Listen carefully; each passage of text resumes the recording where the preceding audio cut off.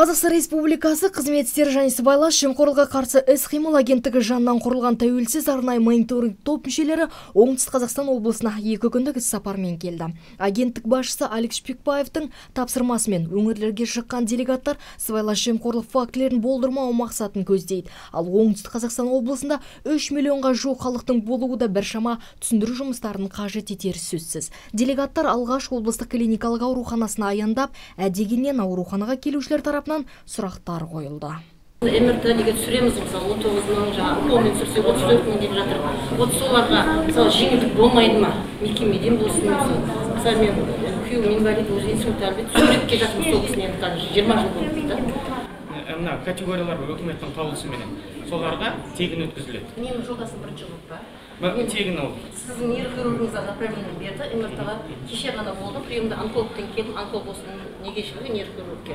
Сол нейрохирург направление берді, вот міне осы жерден төлеп, мен жаңа таңертең ерте шығып келіп машинамен келіп тұрмын. Портал арқылы жазылу керек.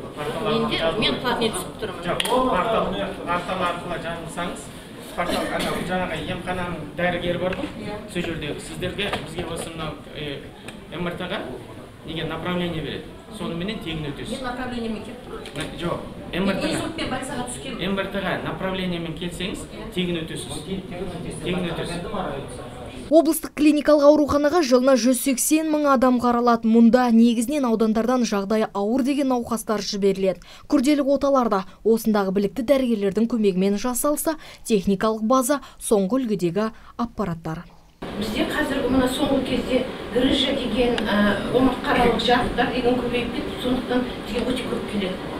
Біздің келгендегі мақсатымыздың бірі және мемлекеттік қызмет көрсетудегі халықтың пікірін ескеру, қандай ұсыныстары барын тыңдау, одан қалды жаңағы біз халыққа жеткізетін дүниеміздің бірі сіздерді пайдаланып бұқаралық ақпараттар құралдары арқылы кез келген қазақстандық көрсетіліп жатқан мемлекеттік қызметтің сапасыздығына куәгер болатын болса, көңілі толмайтын жағдайда болса, мемлекеттік қызмет істері және сыбайлас жемқорлыққа қарсы іс-қимыл агенттігіне тікелей хабарласуларына әбден мүмкіндігі зор.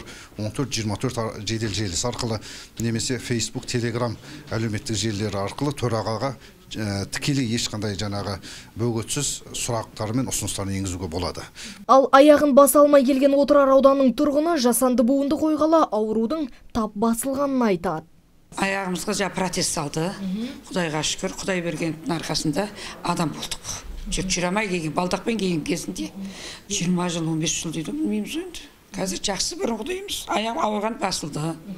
Қазір спокойно балдақпен барып келем. Жақсы. Өз кезегінде арнайы мониторингтік топ мүшелерінің қызмет сапасына көңіліңіз тола ма деген сауалына науқастар түрлі жауап қайтарды. Инвалид емес, басқа біреулер тұр. Ол вопрос неге екен? Ол өздерінен сұраңыз. Ол біріншіден, екіншіден, анализде тұр, инвалидный парк, ол жерде дайын. Территорияға кіргізсе, ол жаққа кіргізбейді. Не деген масқара бұл? ГАИ қызметкерлерін шақыру керек. Жаңа осы арада как раз эвакуатормен тұр ғой ГАИ қызметкерлер. Ол бірінші мәрте емес, бұндай болып отқан. Постоянно келеді, постоянно осындай болды. Шығып соны зафиксируйте, қандай машиналар тұрған, біз қазір кейін жаңағы сіздердің халықпен байланысқа қандай мүмкіндіктер жасалған? Кез келген адам сіздермен қалай байланысты? Телефон доверие бар, сенің бәрі бар. Сосын біздің сайтқа сұрақтар қоя береді ол кісілер. Кіргенде қабылдау біздің бас дәрігер, замдары бәрі телефондары бар. Каждый понедельник бас дәрігер қабылдайды, вторник екінші зам қабылдайды, среда, четверг рабочий порядок үстенген замдар қабылдайды, шеше береміз. Даже мұндай кезек келгенде вопростар болса, келіп сұрақтарымыз қойып, шеше береміз.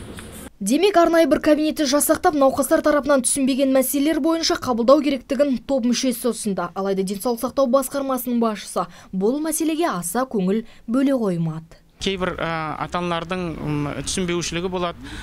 Соны солардан түскен сұрауларды тез бағытта шешу бойынша денсаулық сақтау басқармасында бізде колл-центр ашылған. Сол жерге телефон арқылы, одан кейін өздері келіп, өздерінің ұсыныстарын, пікірлерін айтса болады, біз тез арада шешуге тырысамыз. Бұдан бөлек барлық ауруханаларда ішкі аудит қызметі жұмыс істейді. Сол жерде бұлардың сонымен айналысатын орынбасары бар, қызметкері бар. Сол әрбір қайбір аурухана, емхана болмасын, сол жерге барып, қандай ұсыныс пікірлері бар айту керек. Сонда біз де біліп отыруымыз керек. Қай жерде біздің кемшілігіміз бар, соны қалай жоюымыз керек, соны халыққа қызметті қалай жақсартсақ болады. Біздің де пікіріміз осы. Рабиға Бақытжанқызы, Нұрдәулет Ибраев, Нар Ньюс.